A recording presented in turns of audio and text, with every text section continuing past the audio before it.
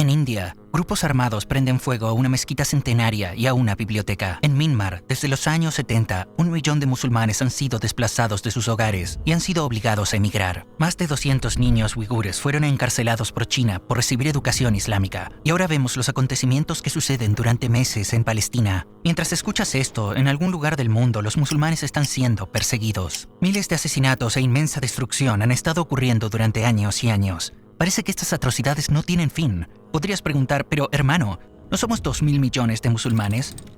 ¿Por qué no podemos proteger a nuestros hermanos y hermanas? Aunque no hay ni un solo estado en el mundo con una población tan numerosa como la de los musulmanes, entonces, ¿por qué parecemos tan pocos? ¿Cuándo permitimos que nuestras voces se silenciaran tanto? ¿Cómo nos hemos quedado tan atrás? Hay cosas que no podemos comprender. Hoy descubriremos las razones de estas preguntas. Y obtendremos las soluciones de las propias razones, porque las respuestas están ocultas exactamente en estas razones.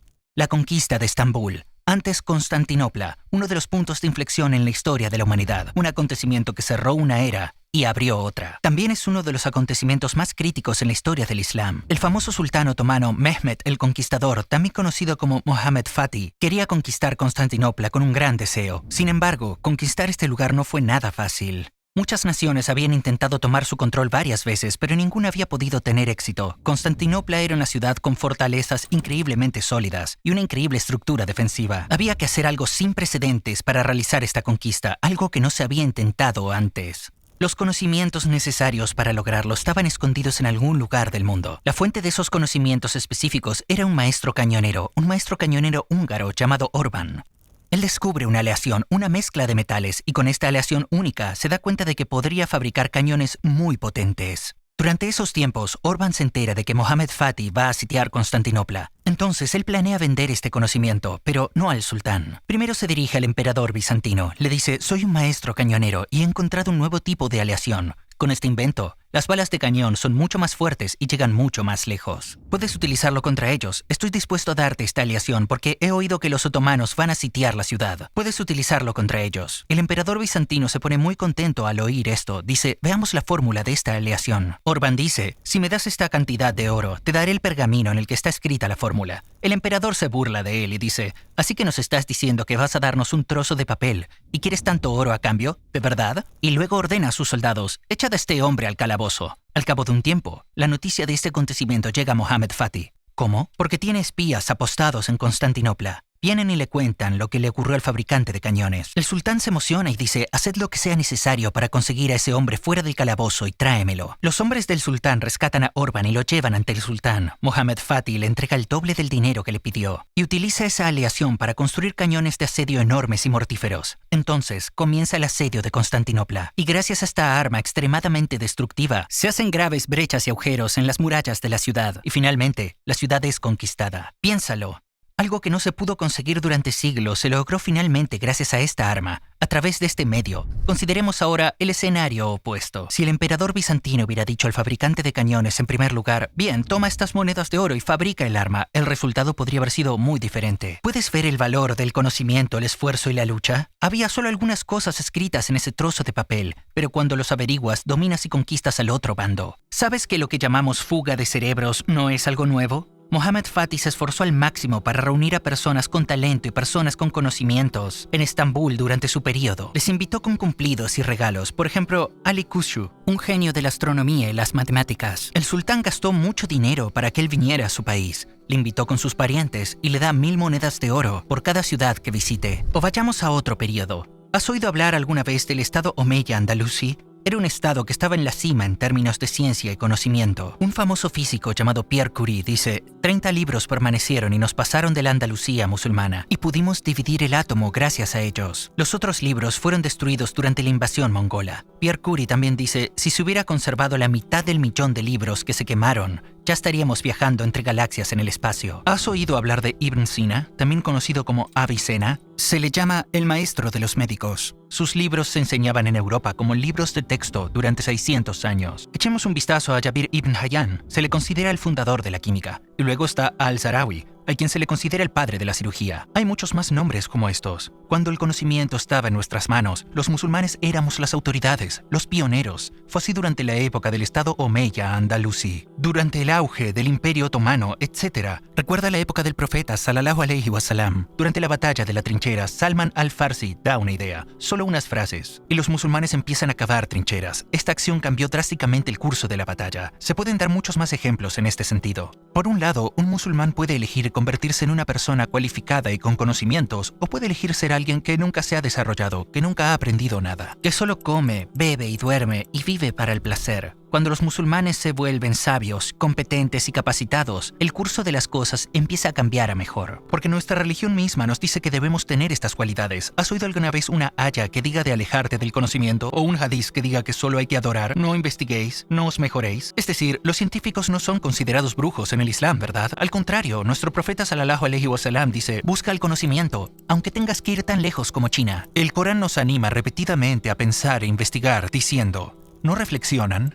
¿No contemplan? El progreso o la decadencia de los musulmanes depende de seguir estos mandamientos de Alá. Normalmente, cuando nos referimos a las leyes de Alá, pensamos en harams y actos de culto, ¿verdad? Pero Alá tiene dos sistemas de leyes diferentes. El primero son las leyes religiosas, que incluyen las cosas que están prohibidas, lo que está permitido y los cultos. Halals, harams, ibada, etc. El segundo tipo de leyes son las leyes que Alá ha establecido en la creación del universo, también conocidos como Sunnatullah. En función de si obedecemos o no el primer tipo de leyes, vemos y recibimos el resultado después de morir. Pero la consecuencia de no obedecer el segundo tipo de leyes se experimenta directamente en este mundo. Y el hecho de dar valor al conocimiento beneficioso está en una de esas leyes. Entonces, como musulmanes, ¿cuáles son las leyes fundamentales que hacen que seamos débiles en nuestras vidas cuando no las obedecemos? Un gran erudito islámico, Bediüzzaman Said Nursi, responde a esto con una declaración precisa. Nuestros enemigos son la ignorancia, la pobreza y los conflictos. Contra estos tres enemigos, haremos la yihad con las armas del arte, el conocimiento y la unidad. Ya hemos hablado de lo que la educación y el conocimiento pueden hacer. Recuerda lo que hizo Mohammad Fatih.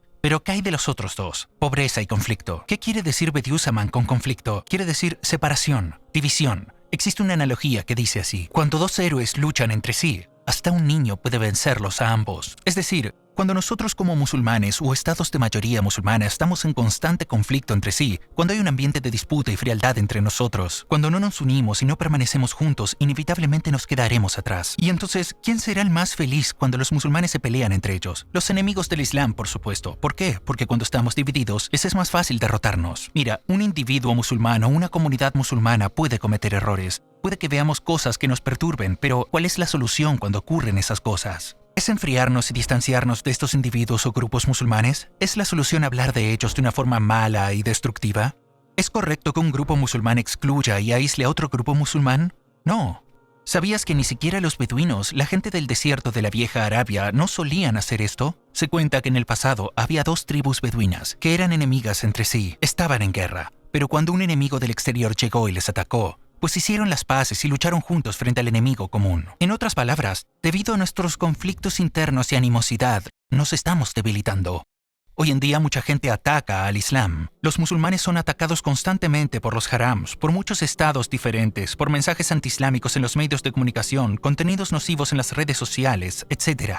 En un momento en el que tenemos tantos enemigos y necesitamos permanecer unidos más que nunca, ¿qué lógica tiene estar divididos? Pues no ser capaces de ver el panorama general, no ser conscientes de estas amenazas, en otras palabras, la falta de educación conduce a las divisiones. Es decir, el primer punto de la declaración de Bediüzzaman conduce al otro, conflicto, división. Entonces, ¿qué ocurre cuando la falta de educación y la división se unen? Surge el tercer punto, es la pobreza.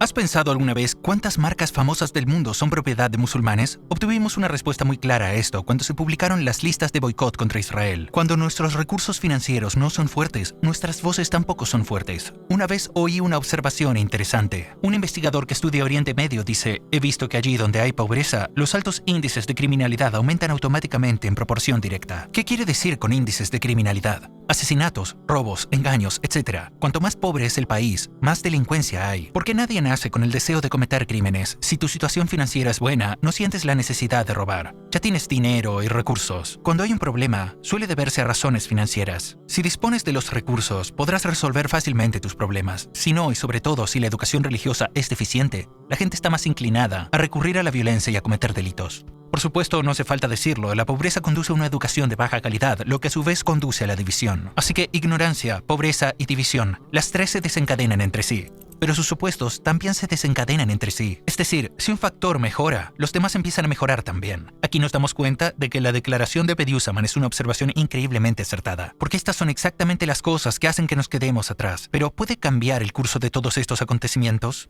Todos queremos volver a los gloriosos días del Islam, ¿verdad? Los días en que los musulmanes eran prósperos y poderosos. Los días en que a ninguna sociedad se le permitía sufrir opresión bajo el dominio musulmán. Fueran musulmanes o no. Te preguntarás, ¿es esto realmente posible? Mis hermanos y hermanas, no penséis en la estación otoñal como el final de la vida. Recuerda, cuando un árbol se desprende de sus hojas, no es porque sus raíces se hayan secado permanentemente, sino que es debido a la estación. Cuando llega la primavera, las hojas del árbol reaparecen, se vuelven verdes y sus flores florecen igual que antes. Del mismo modo, si como musulmanes luchamos como es debido, si trabajamos lo suficiente, es posible que la primavera llegue después de este otoño. El problema no es que el otro bando sea demasiado poderoso, el problema es nuestra negligencia, nuestra falta de cuidado. En lugar de aferrarnos con fuerza a la religión de Allah, cada vez nos alejamos más de ella. Así que la razón de la noche no es la caída de las tinieblas, sino la retirada del sol. El Islam es el sol, y aquellos que son enemigos de él son la oscuridad. Mira nuestro pasado y mira el presente. Con el tiempo, los no musulmanes tomaron las buenas cualidades del Islam y nosotros tomamos sus malas cualidades. Israel, Myanmar, India no están en la posición de opresores porque trabajan con esfuerzo. Ellos están en esa posición porque nosotros somos perezosos. Porque algunos de nosotros ni siquiera somos conscientes de nuestra obligación de rezar 5 veces al día, porque pasamos horas consumiendo contenidos vacíos en Internet. Porque estamos viviendo nuestras vidas sin un sueño, sin una visión para el futuro del Islam. Boicoteamos a las empresas que apoyan a Israel, ¿verdad? Esto es algo bueno, pero ¿por qué no podemos boicotear a nuestro propio nafs también, a nuestras comodidades y deseos mundanos? El diablo intenta por todos los medios alejarte de luchar por el din de Allah y por la umma musulmana. Está probando diferentes métodos contigo. Está tratando de hacerte perezoso, hacer que te guste tu vida sin metas, que no muestres ningún esfuerzo, que procrastines, que te pongas todo tipo de excusas o como quieras llamarlo. Entonces, ¿por qué no boicoteamos también estas cosas? Tal vez estés pensando, bueno, pero yo soy solo una persona que puedo cambiar solo con mi esfuerzo. ¿Has olvidado lo que dice tu Rab en la Sura Al-Imran, aya número 140? Si has sufrido una desgracia, sabed que también los otros han sufrido una desgracia similar. Porque es en forma alterna como adjudicamos tales días de fortuna y desgracia a la gente. Y esto para que Dios distinga a los que han llegado a creer y escoja entre vosotros a quienes con sus vidas dan testimonio de la verdad, porque Dios no ama a los malhechores. Esta aya significa que los días de victoria y de derrota se suceden unos a otros, y de esta manera surgen personas de fe firme, creyentes cualificados. Así que el sistema de Allah no funciona como tú piensas. No se espera que cambies todo en un instante. Si mostramos el sacrificio, la paciencia y el esfuerzo necesarios, Allah nos elevará, nos hará victoriosos. Es Allah quien concederá la victoria. Pero salvo un pequeño grupo, no estamos haciendo suficiente esfuerzo para merecer esto. Cuando apoyas la cabeza en la almohada por la noche, se espera que digas, Alhamdulillah, hoy he hecho esto para servir al Islam. Se espera que reces diciendo, oh Allah, haz que mi mañana sea mejor que mi hoy. No dice tu Señor, قل ما يعبأ بكم ربي لولا دعاؤكم. di mi sustentador, no adjudicaría peso ni valor alguno si no fuera por vuestra fe. Así que necesitas rezar con tu lengua, con tu corazón, con tu cuerpo, con tu mente, con tu riqueza, con tu sueño, con tus esfuerzos, con todo lo que tienes. Porque rezar no se hace solo con la lengua. Tomar las medidas necesarias y hacer sacrificios son también formas de oración. Si no llevas a cabo ninguna acción por el Islam, Israel matará a otro bebé en Palestina, otra mezquita será incendiada en India, otro musulmán será desplazado de su hogar en Myanmar. Si no tomas ninguna medida, otra mujer musulmana en Turquestán Oriental será obligada a quitarse el hijab. No olvides a nuestros mayores enemigos, la ignorancia, la pobreza y la división. Nos aferraremos firmemente a nuestra religión y tomaremos medidas contra ellos. Te preguntas, ¿por dónde empiezo? ¿Cómo doy el primer paso? Pero la realidad es que ya lo has dado. Porque el primer paso fue hacer esta pregunta. Y ya lo has hecho ahora. Eso es un logro en sí mismo. A continuación, el segundo paso es fijarse un objetivo. Si no te fijas un objetivo, no importa lo apasionado o entusiasmado que estés por hacer algo, la excitación por ello, tu motivación, solo durará una semana. ¿Tienes algún campo de interés? Entonces alcanza un nivel avanzado en eso. Que la persona al que la gente admire en ese campo sea un musulmán. ¿Tienes talento para algo? Encuentra la manera de utilizarlo para el Islam, para los musulmanes. ¿Tienes hijos? Críalos haciendo que amen el Islam. Enséñales tu religión. ¿Tienes amigos no musulmanes en tu lugar de trabajo, escuela o barrio? ¿O tienes musulmanes tienes a tu alrededor que no practican su fe? Aprende y practica tu religión de la mejor manera que puedas. Deja que tu lenguaje corporal, tu forma de comportamiento y el conjunto de tu vida representen el Islam hacia el exterior. Por ejemplo, fíjate objetivos para aprender mejor tu religión. Si quieres mejorar mucho en conocimientos islámicos en poco tiempo, puedes aprovechar la serie de videos que hemos preparado. En otras palabras, sea quien seas, haz algo contra la ignorancia, la división y la pobreza. Y cuando llegue el momento, deja a los principales participantes del Islam que cambiarán el curso de los acontecimientos emerjan. Y que vean una gran multitud detrás de ellos que preserva y vive el Islam y conviértete en una de esas buenas personas. Terminemos el video con una breve historia que resumirá todo lo que hemos hablado. Una historia que se ha contado durante generaciones. Había una vez un carpintero que fabricó un hermoso púlpito. La belleza de este púlpito se hizo tan famosa que su fama se extendió por toda la región. Era una obra de arte tan asombrosa que algunas personas vinieron y expresaron su deseo de comprarlo. Sin embargo, el carpintero se negó a venderla y dijo: he hecho este púlpito para Masjid al-Aqsa. Pero en aquella época, Jerusalén estaba bajo el control de los cruzados y eran muy poderosos. Los que escucharon su respuesta dijeron: estás soñando. ¿Cómo se puede poner esto en Masjid al-Aqsa mientras Jerusalén está gobernada por los cruzados? El carpintero dijo: soy carpintero, lo que puedo hacer es fabricar el púlpito. Este es mi deber. Y llegado el momento, un comandante se levantará y conquistará Jerusalén. Y ese es su deber. Entre el público había un niño que escuchaba atentamente cada palabra que decía el carpintero. Estas palabras penetraron en su corazón, que estaba lleno de imán. Pasan los años, ese niño crece, reúne su ejército y conquista Jerusalén. Y coloca ese púlpito en Masjid al-Aqsa. En la historia, se le conoce como Salah ad-Din Ayyubi.